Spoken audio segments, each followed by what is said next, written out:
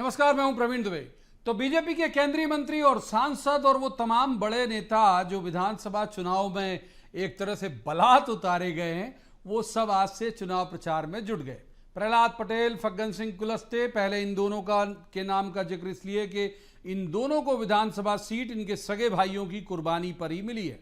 निवास में राम प्यारे कुलस्ते और नरसिंहपुर में जालम सिंह पटेल ने 5 साल तक खेत तैयार किया।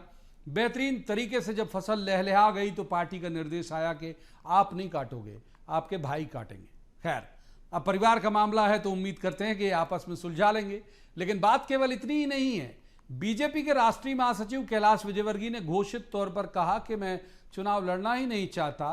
उन्होंने कहा कि मुझे अभी भी भरोसा नहीं है कि मुझे चुनाव लड़ने के लिए मैदान में उतार दिया गया है। तो ये तो बात हुई उनकी, जिन्हें रणभूमि में भेज दिया गया है। अब सुगबुगाहट ये है कि नरसिंहपुर जिले से कांग्रेस विधायक संजय शर्मा पर भी बीजेपी डोरे डाल रही है। उनका सियासी डीएनए भाजपाई ही है। शायद इसी वजह से अभी तक पार्टी ने उस जिले की एकमात्र सीट तेंदुखेड़ा पर किसी प्रत्याशी को घोषित नहीं किया।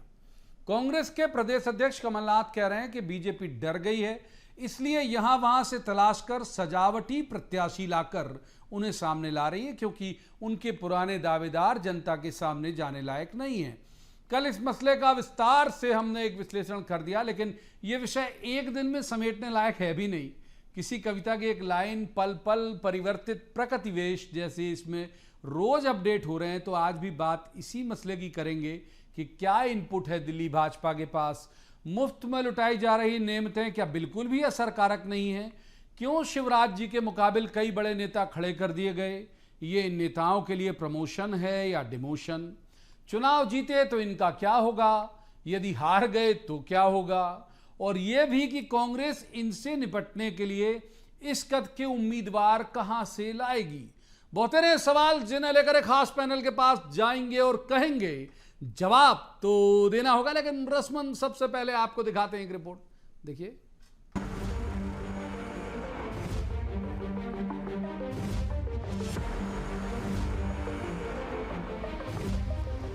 बीजेपी की लिस्ट में अचानक शामिल हुए बड़े नेता आंशिक कुनमुनाने के बाद आखिरकार तैयारी में जुट ही गए। नरसिंहपुर से प्रत्याशी केंद्रीय मंत्री प्रहलाद पटेल, निवास से केंद्रीय मंत्री फग्गन सिंह कुलस्ते भी जुट गए। दोनों को टिकट अपने अपने भाई की कुर्बानी पर मिली है। राम प्यारे कुलस्ते भले ही पिछला चुनाव निवास से हार गए थे, लेकिन उस जगह पूरी तैयारी की उन्होंने, पूरा मैदान सजाया बीते 5 सालों में। ये और बात है कि उस पर अब बल्ला लेकर उनके बड़े भाई उतरेंगे और राम प्यारे दर्शक दीर्घा में रहेंगे। जहां तक बात नरसिंहपुर की है तो वहां भी प्रहलाद पटेल के भाई जालम सिंह का टिकट कटा और उनकी 5 साल तक तैयार की गई खड़ी फसल को उनके बड़े भाई काटेंगे। हालांकि ये बीजेपी के लिहाज से सुरक्षित सीट मानी जाती है। अमूमन टिकट मिलने पर समर्थक जश्न मनाते हैं, आतिशबाजियां करते हैं, लेकिन इंदौर 1 में तस्वीर बदली हुई है। पार्टी के राष्ट्रीय महासचिव कैलाश विजयवर्गीय प्रसन्न नहीं है। ऐसा लग रहा है कि पार्टी का ये निर्णय उनके लिए अप्रत्याशित था। उनकी खूबी यही है कि वो बातों को गोल गोल जलेबी बनाकर नहीं कहते, साफ साफ कह देते। सुनिए उनकी पीड़ा। दे दिया मुझे, पर अंदर से खुश नहीं हूँ, सच कह रहा हूँ। इसलिए कि मेरी लड़ने की इच्छा ही नहीं थी, 1% भी इच्छा नहीं थी। एक माइंडसेट होता है ना लड़ने का, अपने को तो जाना भाषण, अब बड़े नेता हो गए, अब हाथ जोड़ने का जाती तो भाषण देना और निकल जाना, भाषण देना और निकल जाना, ये सोचा था हमने तो प्लान ये बनाया था कि रोज 8 सभा करनी है, 5 हेलीकॉप्टर से और 3 कार से।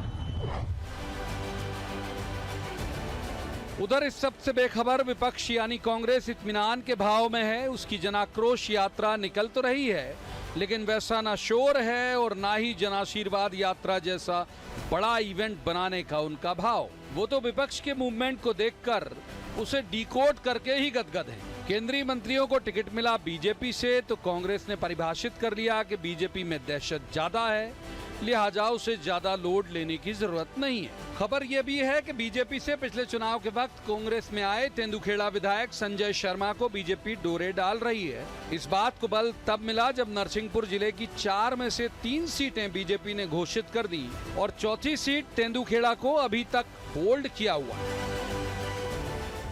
विश्व की सबसे बड़ी so called Bharatiya Janata party जिसने मिस्ड कॉल पर अपने फर्जी मेंबर बनाए थे, उसकी हकीकत इन विधानसभाओं के चुनाव में सामने आ चुकी है कि 50-50 ग्राम के नेताओं को हैवी वेट बताकर उसे मैदान में कुदाना पड़ रहा है। अब उसमें भी टोटा पड़ रहा है। तो मुझे लग रहा है कि आप और बसपा से उधार उम्मीदवार लेकर भारतीय जनता पार्टी अपनी 200 सीट की गिनती पूरी करेगी। तो इतना झूठ बोलते ही क्यों हो कि उम्मीदवार नहीं हो? प्रचार की आक्रामकता और रणनीति दोनों ही लिहाज से बीजेपी जिस तरह से दिल्ली से गवर्न हो रही है, उससे ये जरूर लगता है कि खराब इनपुट बीजेपी के पास ज्यादा है। बीजेपी ने प्रचार रथ में केवल मुख्यमंत्री शिवराज सिंह के अलावा कई चेहरे चिपकाए, ये बताया कि सामूहिक नेतृत्व के आधार पर चुनाव लड़े जाएंगे। फिर उन्हीं चेहरों को रथ से उतार कर मैदान में भेज दिया। यानी बीजेपी को पता है कि राह आसान नहीं है। अब कांग्रेस इस समय को अपने पक्ष में बना पाएगी या नहीं, ये आने वाला वक्त बताएगा। Bureau report, BSTV। उन मेहमानों का परिचय मैं आपसे करा देता हूं जिनके साथ हम इस चर्चा को आगे बढ़ाएंगे। हमारे साथ है दुर्गेश केशवानी, बीजेपी के विद्वान ऊर्जावान प्रवक्ता हैं। स्वागत है दुर्गेश जी का। दूसरे मेहमान है अजीत भदौरिया, कांग्रेस के विद्वान ऊर्जावान प्रवक्ता हैं। अजीत जी का भी स्वागत।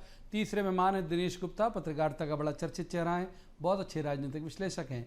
दिनेश जी का भी स्वागत कर लेते हैं। शुरुआत करेंगे जाहिर तौर पर दुर्गेश जी से। दुर्गेश जी, क्यों कष्ट दे रहे हो भाई आप अपनी पार्टी के सीनियर लीडर को? कुछ तो छलक के बाहर आ रहा है, कुछ छन के बाहर आ रहा है। जो छलक के आया, मैं उम्मीद करता हूँ आपने भी सुना होगा, 1% मन नहीं है मेरा चुनाव लड़ने का, 1%, कैलाश जी ने कहा। देखिए भारतीय जनता पार्टी विश्व का सबसे बड़ा दल है और इस दल में करोड़ों कार्यकर्ता काम कर रहे हैं। हर कार्यकर्ता अपने प्रावधान से जुटकर पार्टी जो दिशा निर्देशित करती है, जो आदेशित करती है, अक्षरशः प्रत्येक कार्यकर्ता उसका पालन करता है। और अभी भी जिसका जो 39 में पार्टी ने जिस कार्यकर्ता को जो दायित्व दिया, वो निश्चित रूप से पूरे प्रावधान से जुटकर उसको काम करेगा। हमारे माननीय कैलाश जी हो गए, नरेंद्र सिंह तोमर जी हो गए, प्रहलाद पटेल जी हो गए, ऋषि पाठक जी हो गई, गणेश जी हो गए, जो भी कार्यकर्ता है पूरी प्राणपन से जुटकर अपना काम करेगा।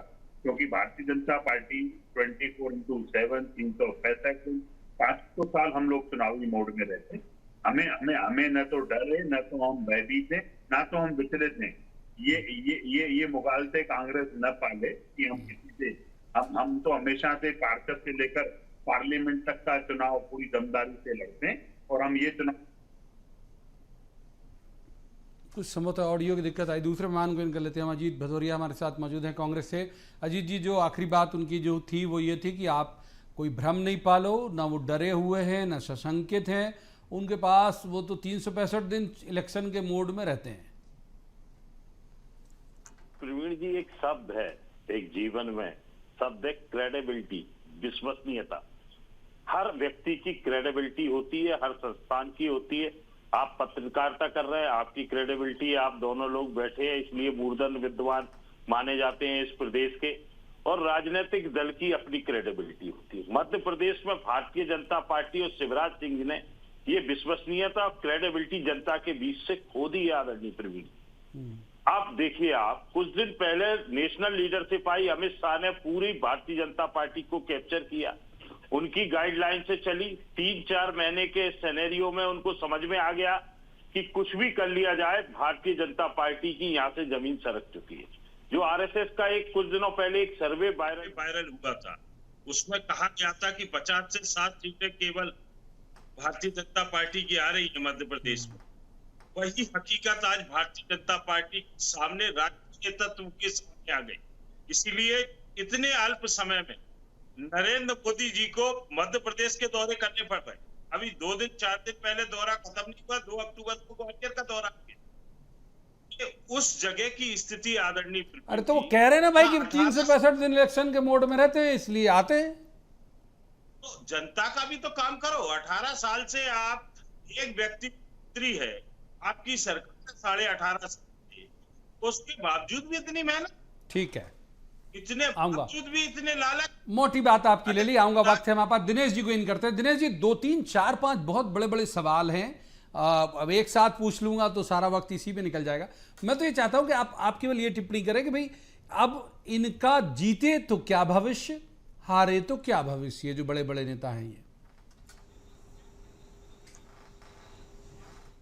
देखिए प्रवीण जी, वाकई इसके बहुत सारे जवाब भी हैं, क्योंकि ये कार्यकर्ताओं की पार्टी है और कार्यकर्ताओं से जुड़ी हुई पार्टी है। यदि इस पार्टी में कार्यकर्ता की जगह नेता आ जाएगा तो आप सोचिए कि कार्यकर्ता क्या करेगा। तो वो जो कार्यकर्ता का भाव है वो एक अलग तरह का भाव है, और ये जितनी भी आप स्ट्रेटजी देख रहे हैं वो कार्यकर्ता के भाव से उपजी हुई है। कार्यकर्ता का भाव क्या कहता है? वो ये कहता है कि 20 साल में मुझे क्या मिला। आप अभी जब इसी थ्योरी पर पार्टी आगे बढ़ रही थी कि कार्यकर्ता नाराज है, नरेंद्र सिंह तोमर जी को जिम्मेदारी दी कि आप जो है लोगों को मनाइए और जो एंटी इनकम्बेंसी है पार्टी के भीतर की उसको कम करिए। तो फिर तो वही होता है ना, जो बांटते थे दवाएं दर्द दिल, खुद ही दुकान उठा के चलिए, तो कार्यकर्ता जाएगा कहाँ? आज जब नेता वो दुकान बढ़ा के चले गए अपनी, तो अब वो कार्यकर्ता के सामने धर्म संकट ये है कि वो भैया जी जिंदाबाद के नारे लगाए या अपना टिकट का जो बायोडाटा बनाया था वो उठा के रख दे। तो ये तो मूल भाव है। दूसरा जो आप सवाल कर रहे थे कि इनका भविष्य हारने और जीतने पर क्या है, देखिए जीत गए तो भारतीय जनता पार्टी की रणनीति कामयाब हो गई, वो तो एक अंक गणित के आधार पर चल रही है। यदि उसके पास फीडबैक नहीं होता कि खराब माहौल है, खराब स्थितियां हैं, तो फिर इनको उतारती क्यों? फिर तो एक साधारण सा कार्यकर्ता जो काडर बेस्ड पार्टी का कार्यकर्ता है उसके सहारे आप चुनाव जीत लेते। यदि आप इंदौर शहर की सीटें जीतना चाहते हैं तो आप माहौल बनाना चाहते हैं कैलाश विजयवर्गीय जी के माध्यम से। यदि आप मुरैना में चुनाव जीतना चाहते हैं तो पूरा आप कोशिश कर रहे हैं कि तोमर घार के जो वोट है वो नरेंद्र ग्वालियर चंबल है, या वो जो बेसिकली मुरैना ज्यादा इफेक्ट है, उनकी कॉन्स्टेंसी इतनी बार बदली है प्रवीण जी कि वो ये नहीं कह सकते कहाँ इफेक्टिव है, क्योंकि हर चुनाव में तो हम देखते हैं ना कि उनकी कॉन्स्टेंसी जो है बदल जाती है। तो प्रहलाद पटेल का भी आप प्रोफाइल देख लीजिए कि उनकी कॉन्स्टेंसी कितनी बदली। सिवनी, बालाघाट, कुछ तो मुझे याद है खुद का कॉन्स्टेंसी प्रोफाइल, छिंदवाड़ा और अब दमोह आप देखिए, हाँ छिंदवाड़ा। तो आप देखिए ना कि इतने सालों में। और दूसरा जो है उम्र का तकाजा क्या कहता है कि अब आप नई पीढ़ी को आगे बढ़ाइए। बहुत महत्वपूर्ण बात कही दिनेश जी, रोकूंगा, माफ कीजिए एक बार यही पूरा आप क्या सोचेंगे? दिनेश जी के भाव को अक्षर और शब्द के सब में पहना के पिरो के आप तक लाता हूं। दुर्गेश जी, राम प्यारे कुलस्ते, क्या नमस्ते कर लेना चाहिए इन्हें राजनीति से? जालम सिंह जी, देवेंद्र तोमर, अभिषेक भार्गव और भी जो इस इलाके के दावेदार हैं, ये क्या करें फिर, कहां जाएं अब ये लोग? देखिए प्रवीण जी, किसी को कहीं जाने की जरूरत नहीं। हमारा संगठन प्रत्येक कार्यकर्ता की चिंता करता है, और अगर मुझ जैसे छोटे कार्यकर्ता को पार्टी ने दायित्व दिया है कि मैं पार्टी की रीति नीति अपने माध्यम से, आपके चैनलों के माध्यम से रखूं, तो मैं उस दायित्व का निर्वहन कर रहा हूँ। ऐसे ही किसी को ये सोचने की जरूरत नहीं है। सोचने के लिए हमारा संगठन है, हमारे नेतागण है, निश्चित रूप से प्रत्येक कार्यकर्ता की चिंता करते हैं। रही बात कांग्रेस की, तो कांग्रेस के हमारे साथी कह रहे थे कि जनता के काम क्या किए क्या नहीं किए। हमने जो काम किए ना वो आप 8 सालों में नहीं कर पाए। आप सोच भी नहीं पाए कि ऐसे काम भी किया जा सकता है। आप टोटल 2003 जब बंटादार युग था तब 4 मेडिकल कॉलेज हुआ करते थे मध्य प्रदेश में, आज 24 मेडिकल कॉलेज है। तब आप 30,000 किलोमीटर सड़कें बनती थी, आज 3 लाख किलोमीटर सड़कें बन रही है। गांव-गांव तक सड़क पहुंच गई है। आप उस समय पे सिंचाई का रकबा 4-5 लाख हेक्टेयर पे काम करते थे, हम 45 लाख हेक्टेयर पे काम करते हैं। हम कृषि कर्मठ अवार्ड जीत रहे हैं, हम किसानों के लिए काम कर रहे हैं। प्रत्येक वर्ग के लिए प्रदेश की आर्थिक जनता की अगर चिंता करता है तो मुख्यमंत्री शिवराज सिंह चौहान की, और अपनी बातों में भी कहते हैं कि मध्य प्रदेश मेरा मंदिर है, जनता है इसकी भगवान है, पुजारी है तो शिवराज सिंह चौहान। हमने अपने पर्याप्त अपने आपके काम को लेकर ठीक है। मैं कांग्रेस फिन कर ले तो वक्त से अभी अपने पास बहुत है, आ जाऊंगा तुरंत से, तो वापस आ ही रहा हूँ। अभी बहस इसी मसले पे ही चल रही है लगातार, तो एक बार मैं इन कर लेता हूँ अजीत जी को।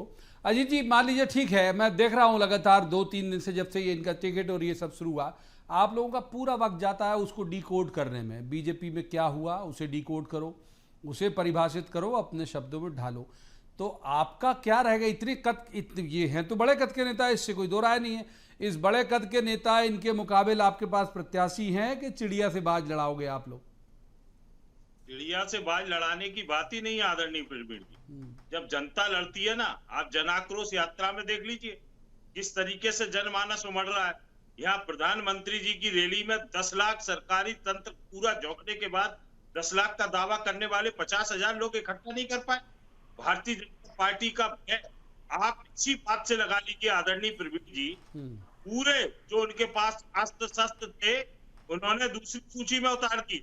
अभी 2-1 और रखे हुए से आऊंगा दुर्गेश जी, आऊंगा, बात पूरी हो जाए। बोलिए बोलिए। हाँ प्रवीण जी, आप देखेंगे कि कोई व्यक्ति अगर कोई भी संस्थान जल्दबाजी में या भय में कोई कदम उठाता है तो गलती करता है, और भारतीय जनता पार्टी ने गलती कर दी। उस व्यक्ति को, उस महिला को अमरवाड़ा से टिकट के रवानी की प्रतियां चलाई। हम सनातनी हैं और हमारा जो धर्म है, हमारा ग्रंथ है जो सबसे पूजनीय है, उसको जलाने वाले को भारतीय जनता पार्टी टिकट दे रही है। भारतीय जनता पार्टी इस स्थिति की राजनीति कर रही है, इस स्तर पर उतर के आई है भारतीय जनता पार्टी। भारतीय जनता पार्टी आदरणीय प्रवीण जी कुछ भी कर ले, आने वाले चौथी सूची में चाहे ज्योतिरादित्य सिंधिया और 2-1 लोग और बचे होंगे, घर बैठी हुई सुमित्रा ताई को भी लेके आ जाए, उमा भारती जी को भी लेके आ जाए। ठीक है, परंतु मध्य प्रदेश का जनमानस इनसे ठीक है। आपको एक बार दिनेश जी को इन करते हैं। दिनेश जी को आऊंगा, दुर्गेश जी बहुत देर से कुछ बोलना चाह रहे, लेकिन दिनेश जी को इन कर लूँ, अदरवाइज स्लिप हो जाएगी चीजें। दिनेश जी, जो बिल्कुल नहीं कबूलेंगे, मुझे मालूम है दुर्गेश जी, भाई उनकी एक राजनीतिक प्रतिबद्धता है। ये खबर बहुत तेजी से चल रही है कि तेंदुखेड़ा होल्ड करने की वजह संजय शर्मा है, वो जैसे हमने कहा कि उनका सियासी डीएनए बीजेपी का ही है। तो आपको लगता है कि जीतने वाला कैंडिडेट हर हाल में चाहिए, चाहे वो किसी और दल का हो? ये संभावनाएं आप देख पाते हो संजय शर्मा पे डोरे डाल सकती है बीजेपी? नहीं, ये आप देखिए कि यदि अभी अमरवाड़ा का भी टिकट घोषित हुआ, कितने दिन पहले उन्होंने पार्टी ज्वाइन की थी? 8 दिन भी नहीं तो हुआ। पार्टी की तो रणनीति ये है, वो मैंने कहा ना कि अंक गणित पर चल रही है। 109 से यदि उसको 109 सीट मिली हैं तो 125 तक कैसे पहुंचे, और जो बिनेवल फेस हो सकते हैं उनको कैसे पार्टी के भीतर ला जाए। जब मार्च 20 में आप बताइए इतना बड़ा सत्ता परिवर्तन करा दिया आपने, इसके बावजूद आपको चेहरों की जरूरत पड़ गई, तो आप इसे क्या कहेंगे? ये क्या कार्यकर्ताओं के समर्पण को आप उसको रिकॉग्नाइज कर रहे हैं या उसको रिजेक्ट कर रहे हैं? भाई जरूरी थोड़ी है कि संजय शर्मा के लिए आपने होल्ड कर दी और वोटर इसको मान ले कि आज आप भारतीय जनता पार्टी से, कल कांग्रेस से लड़ेंगे और वोटर वोट देता रहेगा क्या? ये भाव भी समझना चाहिए, क्योंकि यदि आप ऐसे ही सोचते तो फिर आप जिन पर डोरे डाल रहे थे, बहुत कॉन्स्टिट्यूंसी थी, आपने तो ये 100 सीटें आइडेंटिफाई की हुई ना, आकांक्षी सीटें जिस पर आपको जीतना है, जो कांग्रेस की मजबूत सीटें मानी जाती हैं, तो उन्हीं की तो स्ट्रेटजी है। अभी तो आपने अपनी सूची जारी कहाँ की, अभी आपने अपने कार्ड कहाँ खोले हैं, उसमें पता लगेगा कि आप अपना जो मूल कार्यकर्ता है उसके साथ आपका भाव कैसा है। ठीक बात है। और वो उसमें जो जिनकी जीती हुई सीट है, तो फिर एमएलए, सिटिंग एमएलए फिर कहाँ भगाओगे आप? हो सकता है वो कंटिन्यू करें। दुर्गेश जी को इनका लेते हैं। दुर्गेश जी, बहुत महत्वपूर्ण बात दिनेश जी ने कही और मैं उम्मीद करता हूँ कि आपने उसे सुना होगा। और दूसरी बात यह है कि जीतने वाला कैंडिडेट है, कहीं से भी आएगा तो दे देंगे क्या तेंदुखेड़ा पे? अगर आप प्रकाश डाल सको, वैसे मैंने पहले ही छेपक लगा दिया कि आप बचोगे, लेकिन प्रकाश डाल सको तो बता दो कि संजय शर्मा जी पे डोरे डाले जा रहे हैं कि नहीं? देखिए, हम कहीं कोई डोरे डालने का काम कभी नहीं करते हैं, और निश्चित रूप से जो भारतीय जनता पार्टी की रीति नीति को मान के, भारतीय जनता पार्टी को मान के वो अगर अपना संगठन को नहीं करता है तो निश्चित रूप से पार्टी, मैंने कहा ना, प्रत्येक कार्यकर्ता की चिंता करती है। जो कार्यकर्ता इस पार्टी में काम करता है उसकी चिंता हमारा संगठन करने का। पर मैं तो आपके चैनल पे हमारे अजीत भदौरिया जी सनातनी के रूप में भी बैठे हैं और वो सनातन की बातें कर रहे हैं, तो क्यों आपके दल जो घटक दल हैं वो तो कोरोना और डेंगू और मलेरिया की बात कर रहे हैं। मैं तो विकास की बात करने बैठा था आपके समय, आप उस वाले सनातन पे आ गए, धर्म की राजनीति की बात करने लग गए। तो ये आपका डर, आपका भय, आप जिस तरह से विचलित हो रहे हैं वो जनता भली बात की।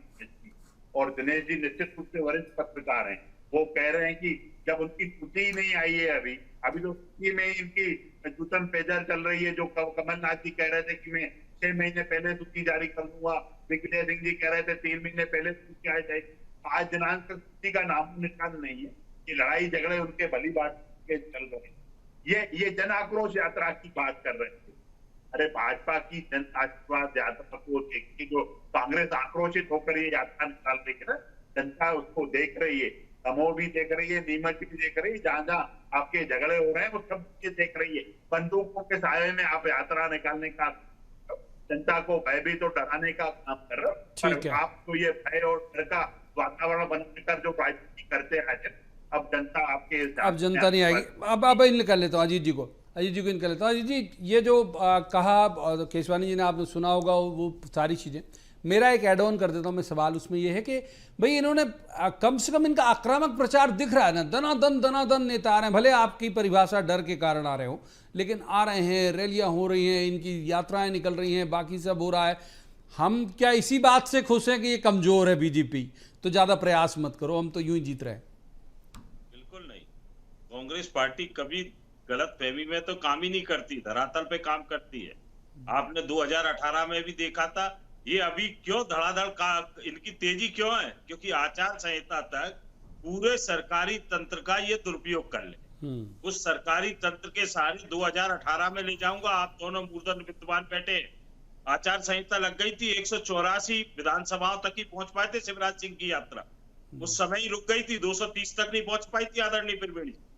वही स्थिति आज है कि सरकारी तंत्र का जितना दुरुपयोग कर सकती है भारतीय जनता पार्टी कर सकती है, क्योंकि मूलतः भारतीय जनता पार्टी का संगठन किस पे निर्भर हो गया? ईआरई पे, जनपद पे, आशा कार्यकर्ता पे, रोजगार सहायक पे, सेक्रेटरी पे, इन पे हो गया है। कोई कार्यकर्ता भारतीय जनता पार्टी का हो, इनको निर्देश जारी होते हैं के माध्यम से और भीड़ आ जाए। भारतीय जनता पार्टी गौण हो चुकी है।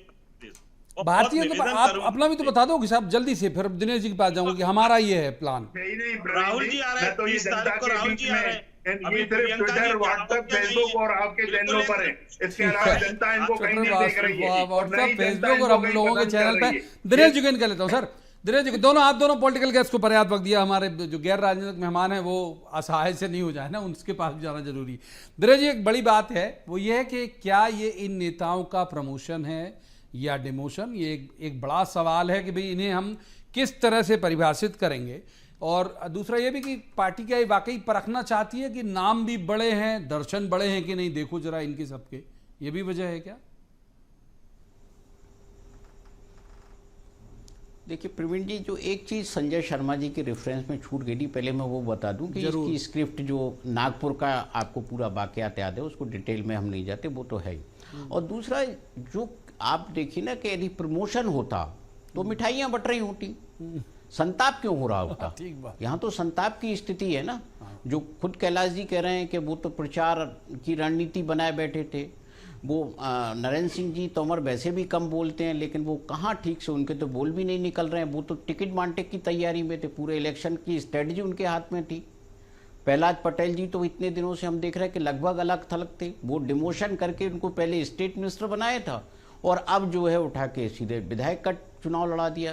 क्या अब आप यदि जो है चीफ मिनिस्टर इन वेटिंग है, वो एक बार ये प्रूव तो करो कि आप जो है चुनाव जीत सकते हो, शिवराज जी के बेहतर विकल्प हो, तो ये उसी की तैयारी है। और आप देखिए ना, ये तो जन आशीर्वाद यात्रा का जो उन्होंने पोस्टर बुआए थे उसमें ज्यादातर को टिकट दे दिया। हाँ। अब कुछ और बचे हैं तो हो सकता है कि उनको भी, हाँ, उसमें भी मिल जाए। आप फग्गन सिंह भी हो गए, कैलाश विजयवर्गीय भी हो गए, नरेंद्र सिंह जी भी हो गए। अब वो तो कविता पाटीदार, ज्योतिरादित्य सिंधिया जैसे एक आध दो चेहरे बचे हुए हैं। अभी नरोत्तम जी का तो डिसाइड ही नहीं हुआ कि उनको करना क्या है, कि वो मतलब तभी डिसाइड होगा जब सुप्रीम कोर्ट का फैसला आ जाएगा। मंत्री तो वैसे ही उनकी सांसें फूली हुई हैं कि पार्टी उनके बारे में फैसला नहीं कर रही, सिटिंग एमएलए का फैसला नहीं कर रही, ऊपर से ये लोग आ गए हैं। अब ये पता नहीं हमको टिकट मिलने देंगे कि नहीं तो कह देंगे कि हाँ इसके कारण हमारा माहौल खराब होगा, इसलिए इसको मत दीजिए। ठीक बात है। एक बार दुर्गेश जी को इन करते हैं। दुर्गेश जी, एक जो बात आपने कहा इसके पूर्ववर्ती सवाल में, बिल्कुल हमने अमान बहाल कर दिया साहब, ये कर दिया, वो कर दिया, इतने मेडिकल कॉलेज, इतने स्कूल, इतने अस्पताल, इतना सब कुछ आपने कर दिया। जब इतना सब कुछ कर दिया तो जिस चेहरे ने किया उस चेहरे को आगे रख लेते ना, मैंने फिर दमादम जीतना था आपको कि भाई वो चेहरा बेहद बिकाऊ है, बेहद लोकप्रिय है, पब्लिक उसके नाम पर वोट करेगी। क्यों इतने फिर प्रयास करने पड़ते? देखिए प्रवीण जी, जब हम चुनाव में जाते हैं तो एक स्ट्रेटेजी तैयार होती है। हमारा प्रदेश संगठन, केंद्रीय संगठन बैठ के रणनीति तैयार करता है और हम आज भी शिवराज जी के नेतृत्व में मैदान में हैं। हम कब मना कर रहे हैं, हमने कब किसको बोल, ये तो आप लोग कयास लगा रहे हो, मीडिया के लोग, और कांग्रेस उसको हवा देने का काम कर रही है। हम तो आज भी उसी के साथ हैं। अगर निश्चित रूप से आज 20 सालों से भाजपा हमको वोट देती आ रही है, हमारा वोट हमेशा बढ़ा रहा है, तो यही कारण है कि हमने जनता के, ठीक है, वक्त बिल्कुल फिसल के हाथ से। छोटी एक टिप्पणी ले लेते हैं अजीत जी। अजीत जी, आप लोग हवा बना रहे हो भाई, इनका नेता शिवराज, माफ करो कांग्रेस, महाराज नहीं बोलूंगा मैं, इनके नेता शिवराज, जवाब दीजिए। क्या शिवराज सिंह जी मुख्यमंत्री बनेंगे या उनका टिकट पक्का है? कह सकते हैं भारतीय जनता पार्टी के प्रवक्ता या कोई नेता। शिवराज सिंह जी से किनारा कर रही है पूरी भारतीय जनता पार्टी। लड़ रहे हैं तब ये पूरा मध्य प्रदेश देख रहा है। जहाँ पे भी शिवराज सिंह जी जा रहे हैं, जनता आईना दिखा के वापस पहुंचा रही है। ठीक है, मैंने बहुत प्रारंभ में, ठीक है, माफ कीजिए, बहुत रोचक और दिलचस्प चर्चा थी, आगे ले जाना चाह रहा था लेकिन वक्त इजाजत नहीं देता। आज की इस चर्चा में इतना ही। कल किसी खास मसले पर खास पैनल के साथ बैठकर कहेंगे, जवाब तो देना होगा। आप देखते रहिए BSTV।